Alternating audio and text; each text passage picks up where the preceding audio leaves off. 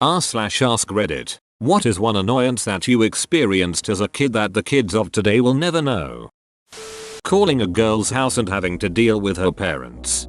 No calling after 9 p.m. So, my girlfriend in high school had that rule and she would get on the phone, call movie phone and wait until I called so we wouldn't wake up her parents. We thought we were so smooth.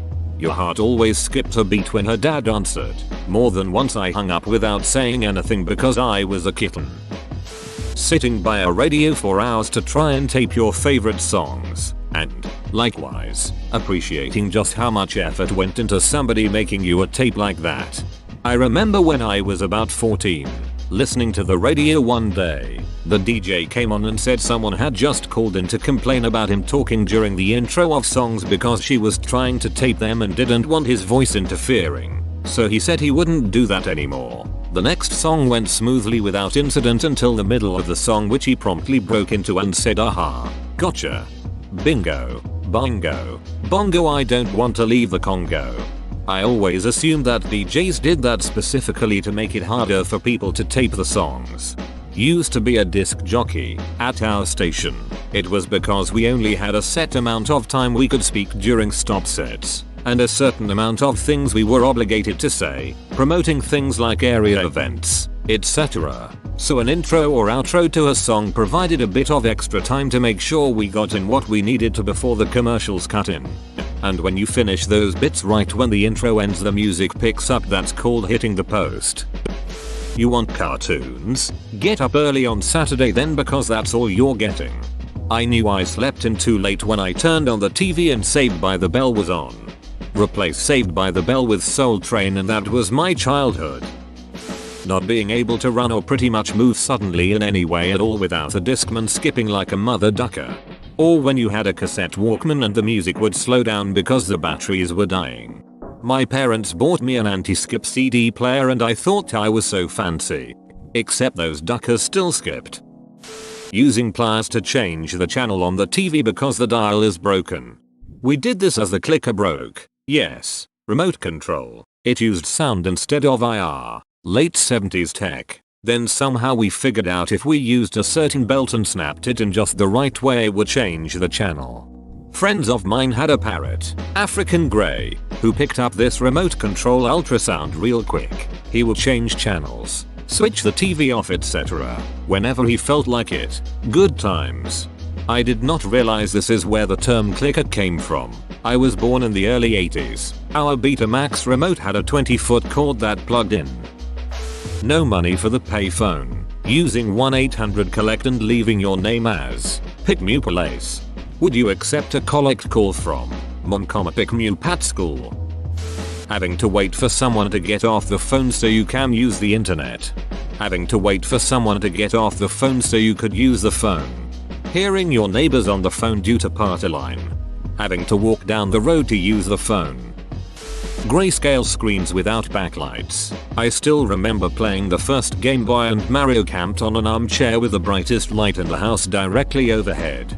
Trying to play in a car at night and holding it up high so the headlights from the car behind lit it up. And when no cars were behind you, having to wait until you passed a street light and pausing until you passed another one. Bro, this was my childhood. The clip-on light magnifying glass was awesome. I remember playing Final Fantasy in bed with the sheets pulled over my head. Having a Walkman with only a fast forward button and rewinding by having to flip the tape and fast forward, then re-flip to check it's rewound enough. Putting your favorite song at the beginning of a tape so you could quickly rewind to that song and not miss the opening. Having to stay more or less in one place while on the telephone because the cord didn't reach. Boom. Hang up the phone. I got IT. Hang up. Or having a mile-long cord that wrapped around all kinds of furniture as you walked around the house with your portable phone. The tangles were my first puzzle phone game. Getting film developed. I know it could be done in an hour, but that's a far cry from just printing it out nowadays. I swore I would never do the I had a high scoring comment on Reddit so I need to add something edit. But here goes. Find your passion. Do something amazing. Don't hate. Don't judge. Consider the other person's point of view. Be the best person and teach your kids the same. We are all connected and the stuff we do matters. I truly love all of you and I hope I meet each and every one of you in the next life. But please be good to your neighbors in the meantime. Good night and good luck. To be fair, kids nowadays miss that anticipation of checking out your vacation pictures the week after you get back. That used to be one of my favorite things about traveling. We would also each only get 2-3 rolls of film. So 48-72 pics for a whole week. So pictures were taken more carefully, not documenting every single moment of every trip. Not only that, but if you took a picture and someone's eyes were closed or something, you wouldn't know until it was too late. I usually snap a few shots whatever I'm photographing for that very reason, especially if it's someplace I'm not likely to come back to soon. But then you'd burn through your roll that much faster. It wasn't just about getting the perfect shot, you had to conserve ammo too. Shit was like playing a survival horror game. Tinkering with auto-exec and config size in order to get a PC game running. I do not miss the old days of installing games on PC. I felt like I accomplished something when I got one to work. The Dewey Decimal System. I understand that the actual numbers are still listed, but we had to dig through hundreds of drawers full of 3x5 inches index cards with 8 points times New Roman font for a number like 535.135H7. Then you took the number, wrote it down by hand like some kind of animal, and wandered the aisles of the library until you miraculously ended up in the proper section. You find the 500S. You find the 530S. You find 535.135. Or duck, the book is gone. Back to square one. Having your shitty boombox eat your favorite cassette tape. Having your boombox require 6 batteries and draining them in an hour of playing your mixtapes that you carefully recorded off the radio. Not just 6 batteries. 6 C or D batteries. Those honkers were only used in giant stuff and you never seemed to have around the house. Having to actually remember people's phone numbers. Copying a game on 4 floppies. Hey man, don't copy that floppy. Wanting to listen to a specific track on a cassette tape and rewinding too far, then fast forwarding too far, then rewinding too far again. This, I remember thinking my first CD was some kind of black magic. Then I discovered you could program the CD player to play a sequence of specific tracks in a row, or set it to repeat one track over and over again. Holy shit, now that was high tech. Trying to run away from the monster in Ski Free on Windows 95. Dialing the first 6 numbers correctly on a rotary phone, and then messing up the 7th, especially if the number had multiple 8s or 9s. What about just meeting friends out somewhere? You used to have a plan. There was no, I'll call you when I get there. Sometimes I don't know how we did it. This is one of the things I don't like about everyone having mobiles. Too easy to get lazy and chicken out at the last minute. Back then, you made a damn plan and stuck with it. Calling people at home. Having to talk to their parents. Encarta in maze. I learned so much. I know you asked for one. But I'm old. I have several. Although I consider myself to have been a fairly lucky, privileged kid. Just in general. Not so much when compared to the kids of wealthier families in my neighborhood. The kids who got, like, motorcycles and snowmobiles for Christmas, having to wind past the first 10 feet of audio tape to get past the leader portion to get it queued up, then having a nasty pop on the recording of that LP that's going to be there every time you listen to the tape if you don't re-record it, making a mistake while typing and having to either start again or use a correcting product, having to go to the store and spend my piddly allowance on film for my camera, then taking a lot of lousy, pointless photos with it, and then having to beg my mother to have them developed and printed. Then, weeks later when we got the photos back, I'd get a stern lecture about wasting money by taking picture after picture of the cat. Oh, and speaking of photography, my camera didn't have a built-in flash. No, I had to spend my allowance on these friggin' things if I wanted to take photos indoors, and they weren't all that cheap. Finally I got a battery-powered flash unit as a hand-me-down from my older brother when he got a new camera, and we didn't have video games in our house. No, video games required a roll of quarters and a ride to the mall, but we were allowed to hop on our bikes and just disappear for hours. I don't think kids today get that kind of freedom. Did you happen to save those pictures of the cat? You might be able to get some sweet karma now to retroactively show your mom they weren't a waste. Dying of dysentery on the Oregon Trail.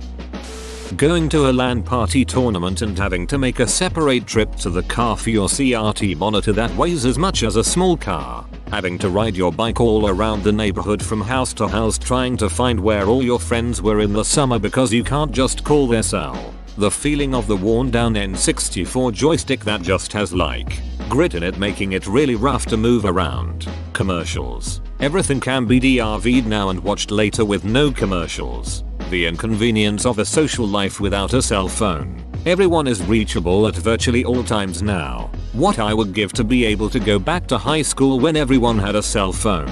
Remembering all your friends and family's phone numbers. I swear back when I was a kid I had 30+ numbers just stored away in my head. I can still remember a few of my friends' numbers from 15 years ago just because I had the pattern on the handset memorized. Getting up and walking across the room to change channels on the TV.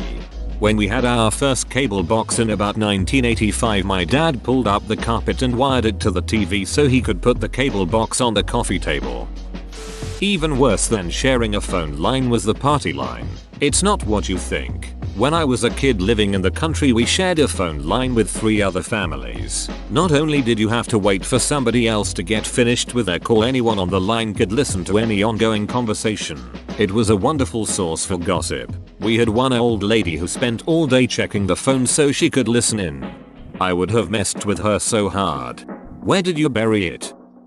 Black smudges on your hands from carbon paper. Not too long ago I had to explain what a carbon copy was after someone asked what the CC meant on Gmail. Writing in cursive. We were sold that poorly in school. Instead of just telling us that we could write a lot faster, they told us we needed to lean it because that was the only thing high school teachers would accept. So in the end we learned one way of writing and was told we had to learn another just because. No wonder nobody liked it. Family road trips. 12+ hours in the car, no TVs in the headrest, portable DVD Blu-ray players, etc. Just pure, unabashed boredom. You pick a dirt spot on the car window and bob your head up and down, making the spot run and jump over treetops and power poles. Getting a phone call whilst on the internet and having it drop out. Trying to sneak onto the internet late or night early in the morning and attempting to muffle the sound of the damn modem happy box. Those situations where you're stuck somewhere and bored with nothing to pass the time. Waiting at DMV. Waiting in a doctor's office. Waiting for your oil change to be done. Waiting to speak with an advisor. Completely gridlocked traffic, etc. Hopefully, there was a magazine available. Nowadays, whip out smartphone and browse Reddit. The time flies by. If you didn't bring a book, you were doing it wrong. Actually, I get bored much more easily than I did 10 years ago. Slight boredom? Let's hop on Reddit. Then I get bored on Reddit and have nowhere else to go. Kids need to have constant stimulation to keep themselves entertained. When I was younger, reading books was common. Now, if you read 2-3 books a year, you're considered a book nerd. Renting a bad video game. When there wasn't an internet to see whether or not a game sucked before you got it home from Blockbuster or your local video store, you were rolling the dice with $8 and the fun of your weekend on whether or not the game you rented was good or complete garbage. Yeah, there was GamePro and other magazines. But if you didn't subscribe, you didn't know. Now, people can go straight to their favorite video game review website before spending coin on a game. Number 24-hour stores. Everything was closed by 9 PM and nothing was open on Sundays. Running out of batteries for a CD player or a Game Boy. Batteries are running low on the Game Boy. Nab them from the CD player. Going to listen to the newest Smash Mouth album? Oh wait, my batteries are in the Game Boy. Except now they are dead too. Time to find the remote. I still do that with my Wiimotes and my remotes. Having to tune your TV into the game's console. Nowadays you plug in the SCART HDMI cable, change the channel. Done. Kids will never know the joy of being a fine-tuning master. We had to use channel 3 on our TV, and the AB switch. When your CD skips or has scratches on it. Also, rolling up the window. My kids will never understand why I tell them to roll the window up down instead of put the window up down. That may be the saddest thing I will ever experience. My dad bought a basic new car. Yep, rolling windows. A couple days ago, my mom's friend's kid was here and he wanted me to show him the Pokemon trading card game for GBC. He was really into Yu-Gi-Oh and wanted to see the card game I used to play, and of course, since I haven't played it in many years, it didn't work when I first started it up. I pull out the cartridge and blow in it and put it back in, and look up at the kid and he's staring at me like I'm goddamn retarded. How infuriating it is to watch Dragon Ball Z, wait for the next episode with excitement, and absolutely nothing happens in it. Uncomfortable clothes. I remember so much of what I wore as a child being starchy or itchy as hell, usually with really obnoxious labels too. It just wasn't a concern of clothes manufacturers back then. The stuff I put my kid in these days is so soft that he pretty much never experiences that. The Macarena. Shudder. Having to deal with the a-holes at Blockbuster and those bullshit late fees. Whoa, you made it to the end? You're a ducking beast. I'll cut you a deal. Smash like and subscribe for more curated content, bruh. It's free and that's a great price.